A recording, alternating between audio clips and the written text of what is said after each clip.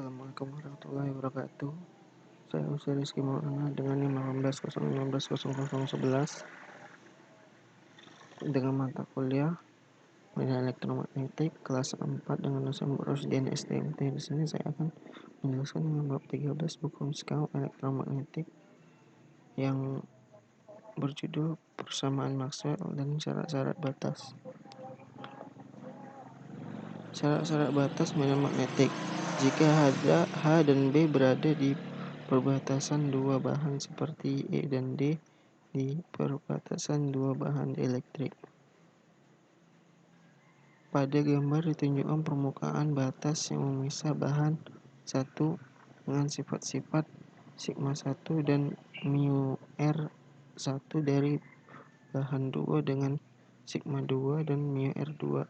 Sifat-sifat B dapat ditentukan memakai silinder tegak kecil yang ditempatkan di perbatasan seperti gambar ini. Karena garis flux bersifat kontinu, maka didapat integral kontur B kali ds sama dengan integral END1 B1 kali ds1 tambah integral CILB kali ds tambah integral END2 B2 kali ds2 sama dengan 0. Jika kedua bidang didekatkan satu sama lain dan menjaga agar permukaan batas selalu berada di antaranya, maka luas selubung silinder maka mendekati 0. Integral ND J sama dengan B1 kali ds1 tambah integral ND2 B2 kali ds2 sama dengan 0 kurang B N1 integral ND1 D kali ds1 tambah BN2 integral EN2 ds2 sama dengan 0. BN1 sama dengan BN2 di mana dengan kata lain komponen normal dari B adalah kontinu melalui suatu perbatasan. Perubahan H ketika melalui perbatasan dapat diperoleh di aplikasi hukum Ampere sekitar lintasan seperti gambar dengan mengasumsikan tidak ada arus permukaan pada perbatasan di mana 0 sama dengan integral kontur H kali dl sama dengan integral L1 delta L1 kurang HL2 delta L2 di mana HL1 sama dengan HL2. Jadi H yang tangensial memiliki proyeksi yang sama dengan kedua sisi persegi panjang. Karena persegi panjang dapat diputar 90 derajat dan dilakukan secara berulang. Akibatnya HT1 sama dengan HT2. Dengan kata lain, komponen tangensial H kontinu pada perubahan batas yang bebas arus.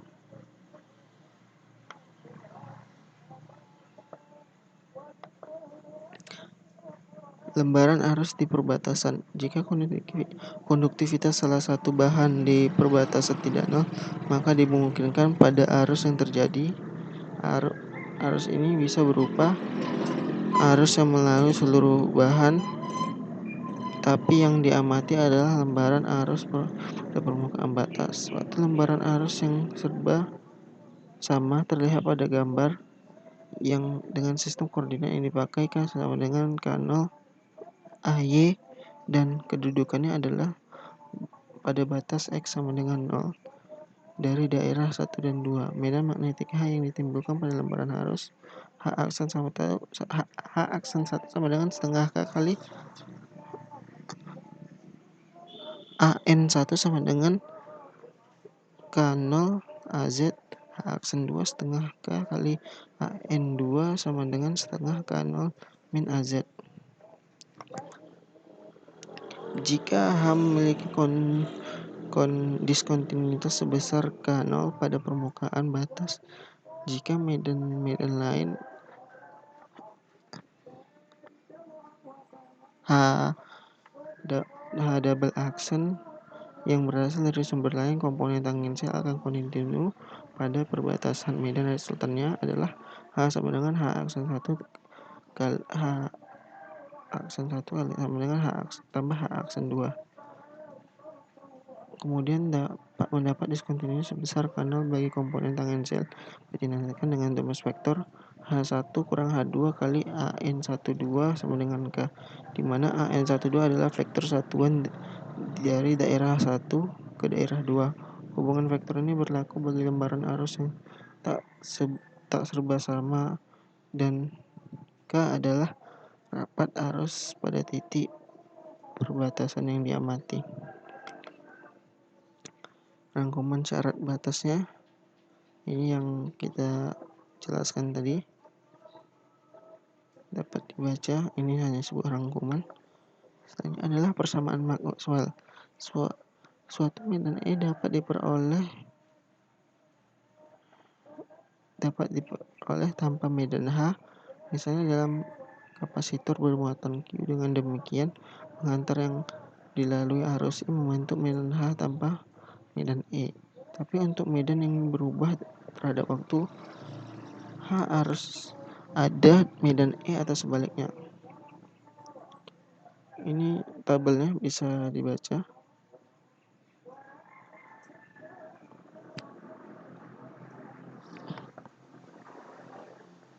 Dalam ruangan di mana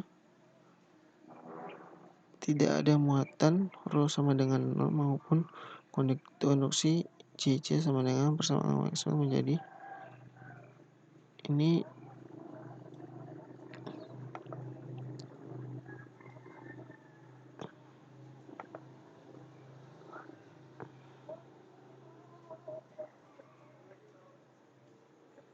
adalah perubahannya. Ini rumus-rumus yang general. Ini jika tidak ada di dalam ruangan tidak ada muatan ataupun konduktivitas, maka akan berubah seperti ini.